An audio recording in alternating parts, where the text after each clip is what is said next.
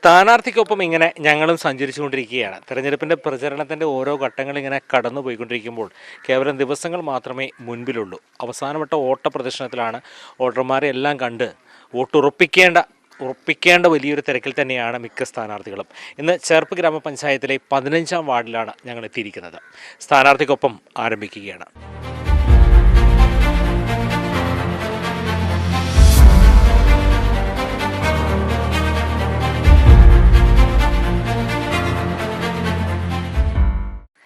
പതിനഞ്ചാം വാർഡിലെ സ്ഥാനാർത്ഥിക്കൊപ്പമാണ് ഇന്ന് സ്ഥാനാർത്ഥിക്കൊപ്പം സഞ്ചരിക്കുന്നത്. സ്ഥാനാർത്ഥി കൂടെയുണ്ട്. നമസ്കാരം. നമസ്കാരം. എൻ്റെ പേര് റഫീഖ്. ഞാൻ കൃഷി പണിയാണ് എനിക്ക്.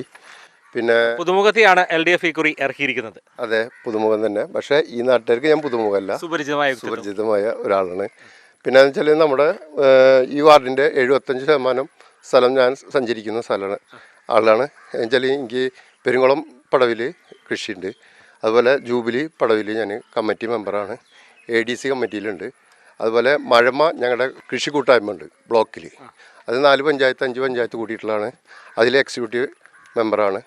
അങ്ങനെ കൃഷി സംബന്ധമായ കാര്യങ്ങളിലായാലും മറ്റുള്ള കാര്യങ്ങളിലായാലും നമ്മൾ സജീവമാണ്. എന്തായാലും തെരഞ്ഞെടുപ്പ് ഗോദാവിലേക്ക് വന്നപ്പോഴത്തേക്കും വലിയൊരു അങ്കത്തട്ടിലാണ് നിൽക്കുന്നത്. പ്രത്യേകിച്ച് 15-ാം വാർഡിലെ ശക്തമായൊരു മത്സരം തന്നെയാണ് 3 പേരും വെക്കുന്നത്. അക്കുറി അങ്ങനെ ചിന്തിക്കുമ്പോൾ തന്നെ ജനങ്ങളുടെ ഭാഗത്തു നിന്നുള്ള പ്രതികരണം എങ്ങനെയാണ്? നമ്മളിപ്പോൾ ഓരോ സ്ഥലങ്ങളിലും 1, 2, 3 ഘട്ടത്തിലൂടെയൊക്കെ കയറി പ്രചരിപ്പിച്ചുകൊണ്ടിരിക്കുമ്പോൾ വോട്ടർമാർ നൽകുന്ന ആ ഒരു വലിയൊരു ആത്മവിശ്വാസം നമുക്ക് എത്രത്തോളം വരുന്നുണ്ട്? നമുക്ക് നല്ല ആത്മവിശ്വാസമാണ്. നമ്മുടെ നാട്ടുകാർ നമ്മളെ കൈവിടില്ല എന്നുള്ള നല്ല വിശ്വാസമുണ്ട്. ഒരു കർഷകൻ എന്ന നിലയ്ക്ക് സ്വാഭാവികമായിട്ടും ഇവിടുത്തെ കാർഷിക സംസ്കൃതി എല്ലാം തിരിച്ചറിയുന്ന ഒരാളാണ്. ജയിച്ചു കഴിഞ്ഞ് വന്നു കഴിഞ്ഞാൽ കാർഷിക മേഖലയ്ക്ക് ഈ പ്രദേശത്ത് നേരിടുന്നതാണ് ഈ മഴക്കാലങ്ങളിൽ വെള്ളപ്പൊക്കം, മറ്റുള്ള പ്രശ്നങ്ങളൊക്കെ. പല സ്ഥലങ്ങളിലും ഈ പടവുകളിലെല്ലാം വെള്ളം കയറി വലിയ തോതിൽ കൃഷി നശിക്കുന്നതായിട്ട് പല കാലങ്ങളിൽ വരുന്നുണ്ട്. എന്താണ് കാർഷിക മേഖലയ്ക്ക് ജയിച്ചു കഴിഞ്ഞാൽ മുന്നിലേക്ക് വെക്കുന്ന ആശയം എന്താണ്? നമുക്ക് കാർഷിക മേഖലയ്ക്ക് നമുക്ക് ഒരു പൂവ് പണിയാൻ പറ്റാവുന്നത് 2 പൂവ് പണിയാൻ എങ്ങനെ പറ്റും എന്ന് നമ്മൾ ആലോചിച്ചുകൊണ്ടിരിക്കുന്നുണ്ട്. അതുപോലെ ജൂബിലി പടവിലായാലും ഞങ്ങൾ ഇപ്പോൾ പെരുങ്കുളം പടവിലായാലും ഞങ്ങൾ ആലോചിച്ചുകൊണ്ടിരിക്കുന്നുണ്ട്. അതുപോലെ നമുക്ക് ഇവിടെ മഴക്കാലമായി കഴിഞ്ഞാൽ വെള്ളപ്പൊക്കമാണ്. അതിന് നമ്മൾ ശാശ്വത പരിഹാരം നമ്മൾ കാണും. ഞാനടക്കം വെള്ളത്തിൽ കൂടെ നീന്തിയിട്ടാണ് നമ്മൾ സഞ്ചരിക്കുന്നത്. എൻ്റെ വീട് ഇവിടെ അടുത്ത് തന്നെയാണ്. ഓരോ മഴക്കാലം ആകുമ്പോഴത്തേക്കും നമ്മൾ ഈ ദുരിതാശ്വാസ ക്യാമ്പുകൾക്ക് മുറവിളി വിളിക്കേണ്ട ഒരു അവസ്ഥയിലേക്ക് എത്തുവാണ്. അപ്പോൾ അതിന് നമ്മൾ ശാശ്വത പരിഹാരം നമ്മൾ കണ്ടിരിക്കും. അതെന്നുവെച്ചാൽ നമ്മൾ അതിനുള്ള കാര്യങ്ങളൊക്കെ നമുക്ക് അറിയാം. അവിടെ അത് പ്രദേശത്തെ കുറിച്ച് കൃത്യമായി അറിയാം. അതിന് നമ്മൾ ഒരു പരിഹാരം നമ്മൾ കണ്ടിരിക്കും. അതുപോലെ നമ്മൾ ഇപ്പോൾ MLA നമുക്കൊരു ഫണ്ട് അനുവദിച്ചു തരാമെന്ന് പറഞ്ഞിട്ടുണ്ട്. ഈ ക്യാമ്പ് സ്കൂളിൽ നിന്ന് ഒഴിവാക്കിയിട്ട് നമുക്ക് വേറെ അപ്പോൾ അത് സ്ഥലം നമ്മൾ ഇപ്രാവശ്യം എന്തായാലും പഞ്ചായത്ത് LDF ഭരിക്കും. കോൺഗ്രസ് ഭരിച്ചിട്ട് ഇതൊന്നും നടപ്പിലാക്കാൻ പറ്റിയിട്ടില്ല ഇന്നുവരെ. അത് നമ്മൾ ഇപ്രാവശ്യം നമ്മൾ LDF ഭരിച്ചിട്ട് നമ്മളത് നടപ്പിലാക്കും. എന്തായാലും അണികളെ സംബന്ധിച്ച് ചോദിക്കാം, വലിയൊരു ആവേശത്തിലല്ലേ? അതെ, തീർച്ചയായും. ഈ കുറി ഒരു കനത്ത പോരാട്ടമാണ്. കാരണം വെച്ച് കഴിഞ്ഞാൽ തിരിച്ചെന്തായാലും LDF ഭരണസമിതി ഭരണത്തിലേക്ക് എത്തുക എന്നതാണ് ഏറ്റവും വലിയൊരു ആവശ്യം പറയുന്നത്. അദ്ദേഹത്തെ സംബന്ധിച്ച് പുതുമുഖമാണ്. പുതുമുഖം വോട്ടറിന്, അതായത് ഈ സ്ഥാനാർത്ഥി എന്നൊരു പേര് മാത്രമേ പുതുമുഖത്തിനുള്ളൂ. നാട്ടിലെ സുപരിചിതനായ വ്യക്തിത്വമാണ്. എങ്ങനെയാണ് നിങ്ങൾക്ക് എത്രത്തോളം അതൊരു പ്രചോദനമാകുന്നുണ്ട് ഈ ഇലക്ഷനിൽ വോട്ട് അഭ്യർത്ഥിക്കാനൊക്കെ കൂടെ പോകുമ്പോൾ ആളുകളുടെയൊക്കെ ഭാഗത്തു നിന്നുള്ള സമീപനം എങ്ങനെയാണ്? റഫീഖ് തെരഞ്ഞെടുപ്പ് ഗോതയിൽ പുതുമുഖാണെങ്കിലും ഒരു 20 വർഷക്കാലം പാർട്ടി ബ്രാഞ്ച് സെക്രട്ടറി ആയിട്ടിരുന്ന ആളാണ്. അപ്പോൾ സംഘടനാപരമായിട്ടും അദ്ദേഹത്തിൻ്റെ തൊഴിൽ വൃത്തിപരമായിട്ടും എല്ലാ ആളുകളും സുപരിചിതരവിടെ. പിന്നെ ഈ പ്രദേശത്തെ വെള്ളക്കെട്ടിനെ കുറിച്ച് പറഞ്ഞല്ലോ. ഈ വെള്ളക്കെട്ടും എല്ലാം വരുമ്പോൾ ആദ്യം വീടുകളിൽ ഓടിയെത്തുന്ന പ്രിയങ്കരനായ നാട്ടുകാരനാണ്. അപ്പം അദ്ദേഹത്തെ ഇവിടെ ആർക്കും പരിചയപ്പെടുത്തേണ്ട ആവശ്യമില്ല. ഞങ്ങൾ സ്ക്വാഡ് ഇറങ്ങിയപ്പോൾ തന്നെ ജനങ്ങളുടെ ഒരു പൾസ് ഞങ്ങൾക്ക് മനസ്സിലായി. എന്താണെന്ന് വെച്ചാൽ ഈ ചുറ്റുവട്ടത്ത് കിടക്കുന്ന പഞ്ചായത്തുകളിൽ നിന്ന് വളരെ വ്യത്യസ്തമായ ഒരു പഞ്ചായത്താണ്. വളരെയധികം കമേഴ്ഷ്യലായിട്ടുള്ള ബിൽഡിങ്ങുകളും 22 വാർഡുടെ വലിയ പഞ്ചായത്ത്. ഈ പഞ്ചായത്തിൻ്റെ നികുതി പണം ഉപയോഗിച്ചുകൊണ്ട് ജനങ്ങൾക്ക് വേണ്ട ഒരു കാര്യങ്ങളും ഈ പഞ്ചായത്ത് ചെയ്തിട്ടില്ല. LDFൻ്റെ ഒരു ആരോപണം അല്ലത്. ഈ കഴിഞ്ഞ ദിവസമാണ് BJPയിലോട്ട് പ്രസിഡന്റ് സുജിഷ കള്ളിയത്ത് പോയത്. അപ്പോൾ ഒരു പത്രസമ്മേളനം നടത്തിയിട്ട് പറഞ്ഞു, ഈ 5 വർഷം എനിക്കൊന്നും ചെയ്യാൻ പറ്റിയില്ല. കോൺഗ്രസിൻ്റെ ഉള്ളിലെ ഗ്രൂപ്പ് മത്സരവും വടംവലിയും എന്നെ കൊണ്ടൊന്നും ചെയ്യിപ്പിക്കാൻ സാധിപ്പിച്ചില്ല. അത് വ്യക്തമാണ്. ഏതാനും മാസങ്ങൾക്ക് മുന്നേ പാചക ഭോജനശാലയിൽ അതിൻ്റെ റിനോവേഷൻ പരിപാടി നടന്നു. അത് പെയിൻ്റ് അടിക്കൽ വൃത്തിയാക്കൽ, ടൈൽസ് വാകൽ, ലൈറ്റ് ഇടൽ, കുടിവെള്ളത്തിൻ്റെ ഇത് സ്ഥാപിക്കലൊക്കെ. ആ പണി പഞ്ചായത്ത് ഭരണസമിതി നടത്തിക്കൊണ്ടിരിക്കുമ്പോൾ കോൺഗ്രസിൻ്റെ തന്നെ ഒരു വിഭാഗം നേതാക്കൾ, കെ കൊച്ചുമുഹമ്മദ്, അതുപോലെ ഇപ്പോൾ 18-ലെ സ്ഥാനാർത്ഥി മജീദ് മുത്തുലിയാൽ അടക്കം കോൺഗ്രസിൻ്റെ ഒരു വിഭാഗം ആളുകൾ വന്നിട്ട് ആ പ്രവർത്തനം അവിടെ തടയാണ്. അവിടെ ഇടതുപക്ഷത്തിൻ്റെ നേതാക്കന്മാരും പഞ്ചായത്ത് മെമ്പർമാരും ഇടപെട്ടിട്ട് ആ പണി പുനരാരംഭിച്ചത്. അപ്പോൾ സുജിഷ കള്ളിയത്ത് പറഞ്ഞത് ഒരു നിലയ്ക്ക് ശരിയാണ്. എന്തെങ്കിലും ചെയ്യുമ്പോൾ കമ്മീഷനും മറ്റും പറഞ്ഞ് ഒരു ഭരണസ്തംഭനം നടന്നിട്ടുണ്ട്. ആ തീർച്ചയായിട്ടും അത് LDF വോട്ടായിട്ട് വരും തീർച്ചയായിട്ടും. എന്താണെന്ന് വെച്ചാൽ ചേർപ്പിൻ്റെ ഒരു ചിരകാല സ്വപ്നമാണ് ചേർപ്പ് മാർക്കറ്റ് നവീകരിക്കുക എന്നുള്ളത്. നാളെ അറിയായി.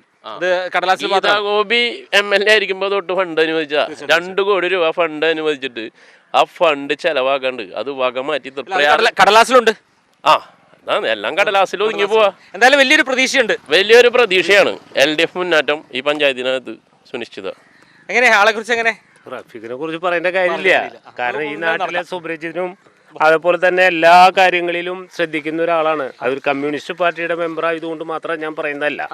ഈ നാട്ടിലെ വെള്ളപ്പൊക്കം വരുമ്പോഴും മറ്റു കാര്യങ്ങൾ വരുമ്പോഴും അതിൻ്റെ മുൻപന്തിയിൽ നിന്ന് ഇതിനൊരു ശാശ്വത പരിഹാരം കാണാൻ ചേർപ്പ് ഗ്രാമപഞ്ചായത്തിന് ഇതുവരെ സാധിച്ചിട്ടില്ല. 10 വർഷക്കാലമായി ചേർപ്പ് ഗ്രാമപഞ്ചായത്ത് സുജീഷയുടെ നേതൃത്വത്തിൽ ഭരിക്കുന്ന പഞ്ചായത്താണ്. ഈ പഞ്ചായത്ത് കേരളത്തിലെ ഇടതുപക്ഷ ജനാധിപത്യ മുന്നണി കൊണ്ടുവന്നിട്ടുള്ള വികസനങ്ങൾ അതൊന്നും നടപ്പാക്കാതെ ഇവിടുത്തെ തനത് ഫണ്ട് പോലും ഉപയോഗിക്കാതെ ഈ പഞ്ചായത്ത് മുരടിച്ചുകൊണ്ടിരിക്കുക.